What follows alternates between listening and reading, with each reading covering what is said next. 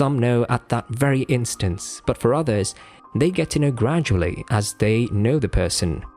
So do not work yourself out trying to get a first-time connection or rather fall in love at the first instance. The plans God has for you are of good and not of evil to bring you to an expected end. You do not expect that God will be hiding the plans of your life from you. It's not possible. When you are kind enough, you will hear and you will understand what God is telling you. The Bible said, "Once has God spoken, but twice have you heard." God speaks to us day in and day out. The only problem is your focus is on different things. When you focus on God, you will hear what He is telling you. The truth is, trying to find something on your own can be challenging. Even the Bible says, "By strength shall not prevail." This is true, because if you allow what you see to determine who your life partner is, you might end up in trouble. Now, regardless of whether you're on board with this idea that there is just one single person out there among the 7.6 billion people on Earth that you're destined to spend the rest of your life with, the fact remains that some people are just better suited to each other. This is exactly true. There is someone suited best for you. The only thing that remains is for you to find out the person who is best suited for you.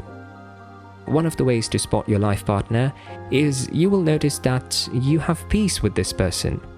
I would like to warn that even if you seem to just meet a person and you feel he or she is the one for you, it is still very much advisable to stay a while and learn things about the person. When you've found the one, the relationship just flows. You understand each other's viewpoints and perceptions and either accept them or feel the same way. If a relationship is characterized by conflict, strife, or butting heads regularly, that likely tells you the compatibility is not there. You will notice that everything flows easily with the person. I'm not saying you may not get into frictions, but you will always find a way around it. If you're constantly troubled about a person, you are constantly anxious about such a person, maybe you should sit back and think through. Besides, the Bible says we should not be anxious for anything, but in everything by prayer and supplication, let our request be made known unto God. No one should make you anxious or worried. God does not make us anxious or worried. Why should anyone else do that to you? Another way to spot your life partner is when you notice that this person cares for you without conditions. It is easier, especially in this generation, for one to feel the kind of love for another, but what is not common to get someone who loves you the God kind of way, without conditions or anything attachment, someone who loves you according to what the Bible tells us in 1 Corinthians chapter 13, verses 4 to 8. Love endures long and is patient and kind. Love never is envious, nor boils over with jealousy, is not boastful or vainglorious, does not display itself haughtily. It is not conceited, arrogant and inflated with pride. It is not rude, unmannerly, and does not act unbecomingly. Love, God's love in us, does not insist on its right or its ways, for it is not self-seeking. It is not touchy or fretful or resentful. It takes no account of evil done to it. It pays no attention to a suffered wrong. It does not rejoice at injustice and unrighteousness, but rejoices when right and truth prevail. Love bears up under anything and everything that comes, is ever ready to believe the best of every person. Its hopes are fadeless under all circumstances, and it endures everything without weakening. Love never fails, never fades out or becomes obsolete or comes to an end. As for prophecy, the gift of interpreting the divine will and purpose will be fulfilled and pass away.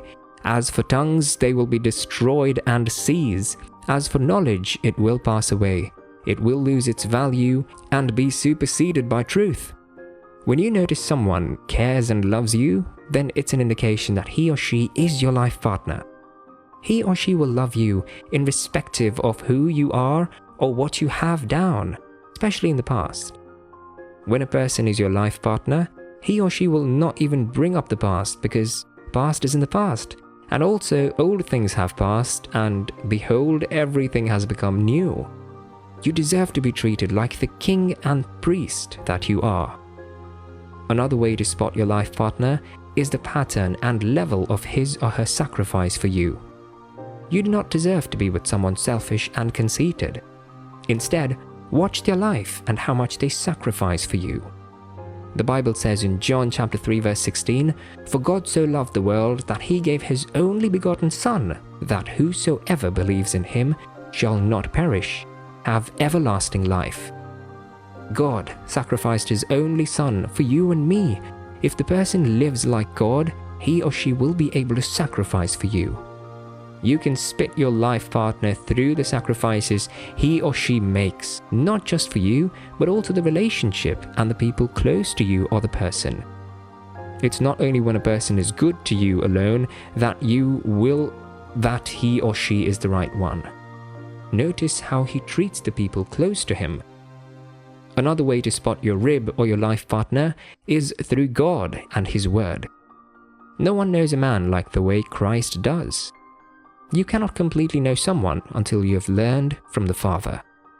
It's like buying a television set. You will need a manual and understand how it works. That is the same way. You need to go back to God for you to know who your life partner is. The Bible says we should ask and it shall be given. Seek and you will find. Knock and the door will be opened to you. So go back to God with your heart's desires if you want to spot your life partner among many individuals.